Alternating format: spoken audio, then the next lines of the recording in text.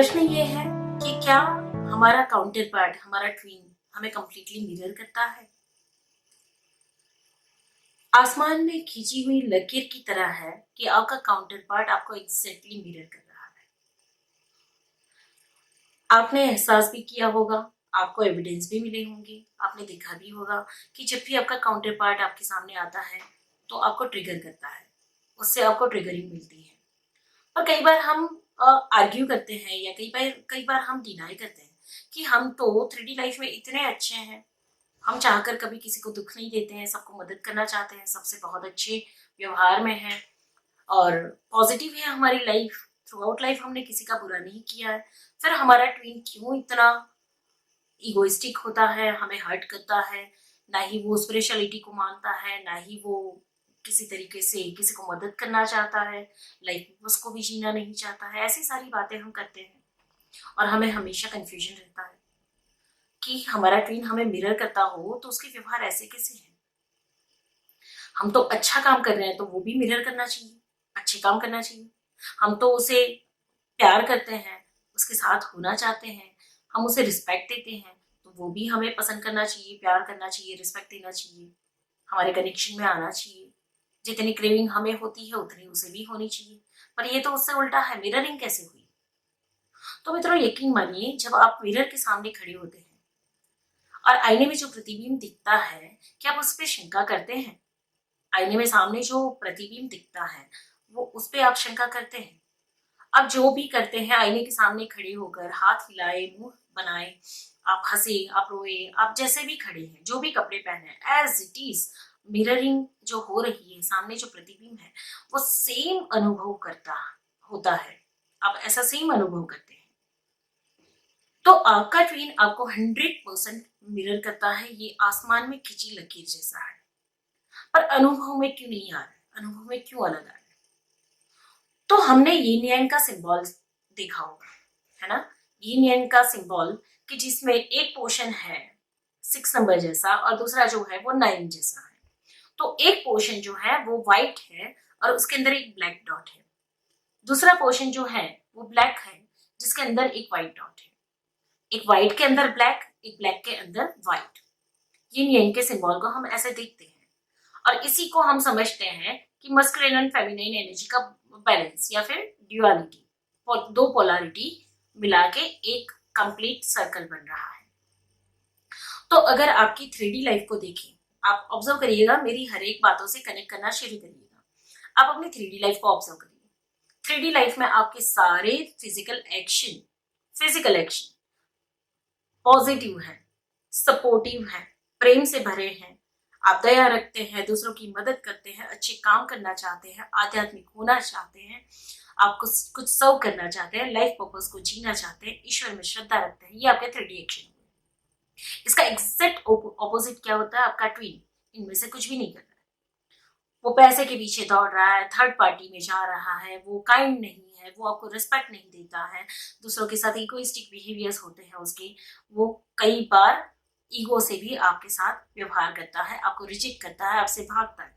ये सारे उसके ऑपोजिट लक्षण 3D लेवल पे। तो यिन यांग को अगर देखें तो 3D में आप पॉजिटिव है तो 3D में आपका काउंटर पार्ट नेगेटिव है। ठीक है, अब यिन यांग के सिंबल को फिर से ऑब्जर्व करिए। जहां पे आप व्हाइट है यानी कि 3D में आप पॉजिटिव हैं, उसी व्हाइट पोर्शन के अंदर एक डॉट है जो ब्लैक है। आपकी सारी पॉजिटिविटी के बावजूद आपके डीपर सबकॉन्शियस में कुछ शैडो बैठे हुए हैं, नेगेटिविटी।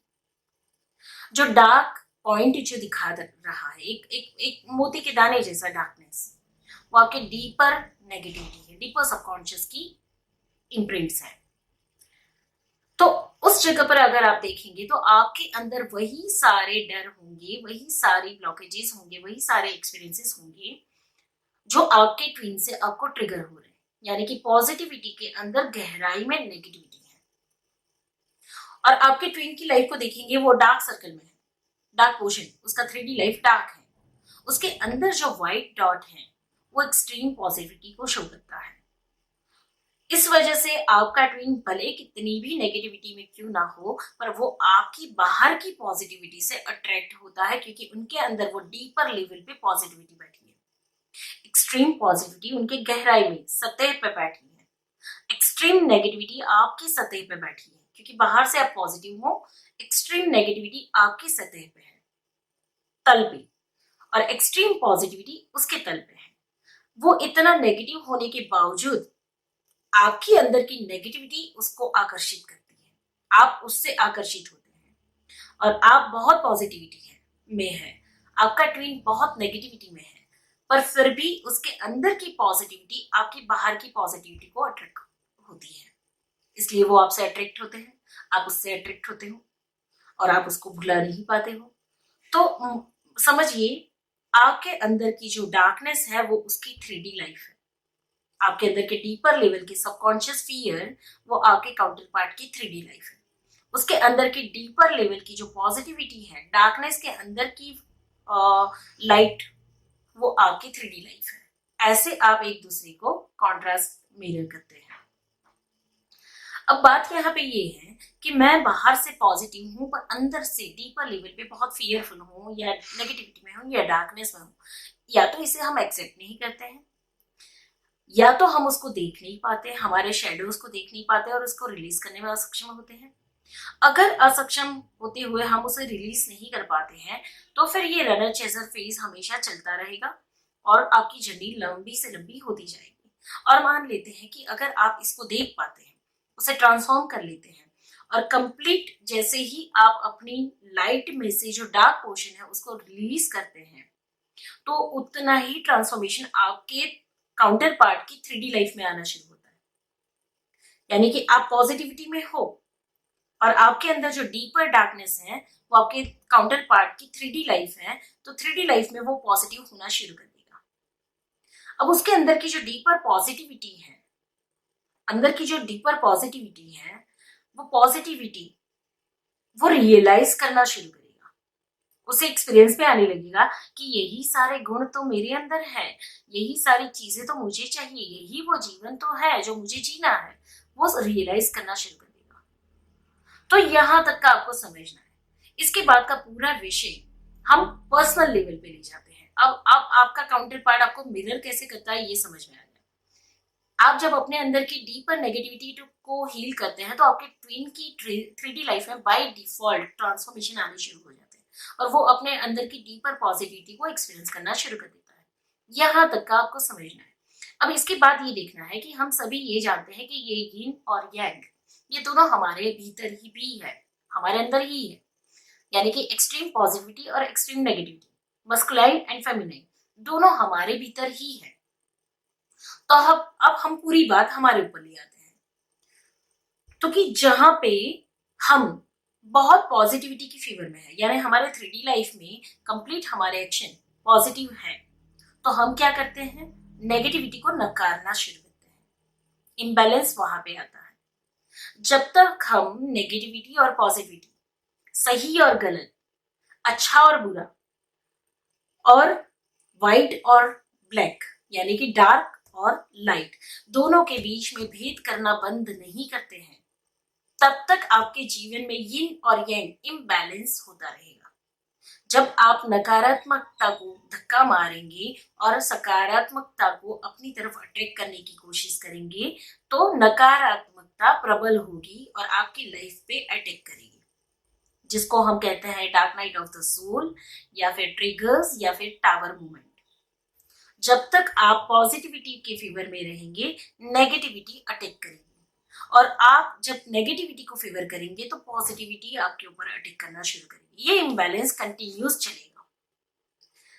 तो हमारा प्रश्न ये रहता है, तो क्या फिर हमें अच्छे काम नहीं करने हैं, ईश्वर को भजना नहीं है, या फिर किसी की मदद नहीं करनी है, पॉजिटिविटी को नहीं चुनना है? आप दोनों में से एक को कैसे चुन सकते हो? सोचिए, आप दोनों में से एक को कैसे चुन सकते हो? क्योंकि जब भी आप दोनों में से एक को चुनेंगे, आप कर्ता बने रहेंगे, और अकर्ता होना ही नियम है। जब तक आप कर्ता भाव से ऊपर नहीं उठेंगे और आत्मा के स्तर पे कर्म पे नहीं जाएंगे, तब तक नेगेटिविटी और पॉजिटिविटी आपके आसपास घूमती रहेगी। हमेशा नेगेटिविटी को आप धक्का मारेंगे और पॉजिटिविटी को चुनेंगे। जब जब पॉजिटिविटी को चुनेंगे, नेगेटिविटी असुरक्षित हो जाएगी, जैसे कि आपने हमेशा से देखा होगा, देव और दानव यानी कि सुर और असुर के बीच में हमेशा युद्ध लगा रहता है। दोनों असुरक्षित है। पॉजिटिविटी उतनी ही असुरक्षित है जितनी नेगेटिविटी असुरक्षित है। हर नेगेटिविटी के अंदर एक एक्सट्रीम पॉजिटिविटी है, हर पॉजिटिविटी के अंदर एक एक्सट्रीम नेगेटिविटी है। जब आप एक्सट्रीम पॉजिटिव साइड को चुनते हैं तो उसके अंदर की जो नेगेटिविटी है वो प्रबल हो जाती है, और जब आप नेगेटिव रास्ते पे चल जाते हैं तो आपके अंदर की ही आत्मा एक एक्सट्रीम लेवल की पॉजिटिविटी आपको वापस खींचती है कि ये गलत काम छोड़ो और अच्छे काम करो। दोनों के बीच का युद्ध हमेशा चलता रहता है, और इससे ना कभी खत्म होने वाली साइकिल आपके जीवन में चलेगी।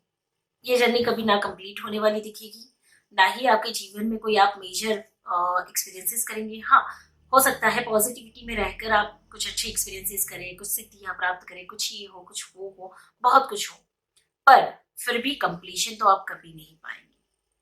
तो आखिरी उपाय क्या है? यिन यांग को समझना।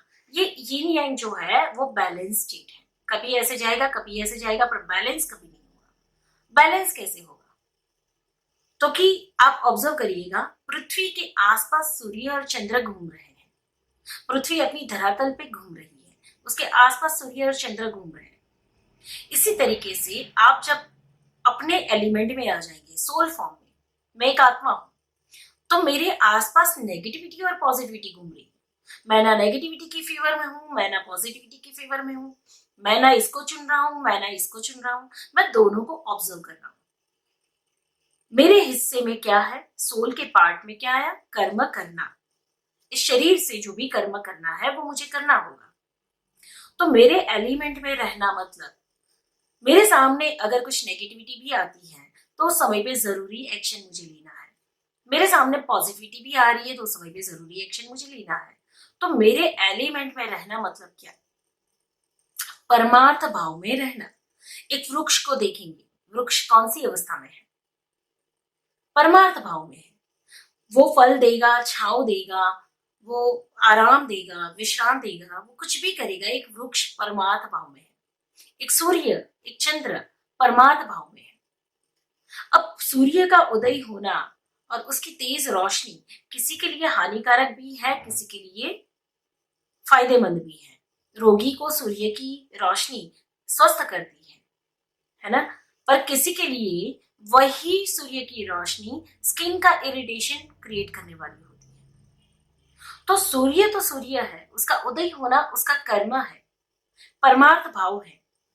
इससे परिणाम दो व्यक्तियों को अलग अलग मिल रहे हैं, तो इसमें सूर्य का कोई दोष नहीं है।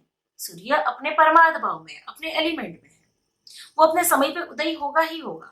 सूर्य ये नहीं सोच सकता है कि मेरे उदय होने से किसी की स्किन को रैशेस आ रहे हैं तो मैं कल को उदय नहीं होता हूँ, या फिर मैं उदय इसलिए होता हूँ कि किसी के रोग अच्छे हो रहे हैं। सूर्य का काम है उदय होना, शाम को अस्त होना, और वो अपने सही समय पे उदय भी होता है, अस्त भी होता है, वो किसी के लिए रुकता नहीं है। तो इसी तरीके से जो भी अपने एलिमेंट में है, अपने एलिमेंट में जो भी है वो परमार्थ भाव में है। आपका कोई भी कर्म किसी के लिए फायदेमंद होगा, किसी के लिए नुकसानकारी होगा। मेरे अच्छे कर्म, समझिएगा, मेरी अच्छी बातें आपको प्रकाश दे रही हो, पर किसी के जीवन को वो असंतुलित कर रही होगी। जो नेगेटिविटी फैलाते हैं उनको डर भी लगेगा कि इतनी पॉजिटिविटी अगर कोई फैला देगा या इतने अच्छे काम कोई कर लेगा तो हमारा अस्तित्व खतरे में हो जाएगा। हम जो बेच रहे हैं, हम जो कर रहे हैं, हम जो चाहते हैं, जिससे हमारा पेट पलता है, वो चीजें खत्म हो जाएगी। तो मेरा कर्म क्या रहेगा? मैं ना नेगेटिविटी की फेवर में हूं, मैं ना पॉजिटिविटी की फेवर में हूं, मैं अपने कर्म में हूं, अपने परमार्थ भाव में हूं। मैं ना नेगेटिविटी को हानि पहुंचाऊंगी, मैं ना पॉजिटिविटी को हानि पहुंचाऊंगी। मेरे होने से जिसे जो मिल रहा है वो उनका कर्म फल है, मुझे सिर्फ अपना कर्म करना होगा। तो मैं अच्छा या बुरा नहीं, मैं अपने एलिमेंट में आकर परमार्थ करूंगी। यानी कि वृक्ष का कार्य होता है फल देना, लोगों का पेट पालना।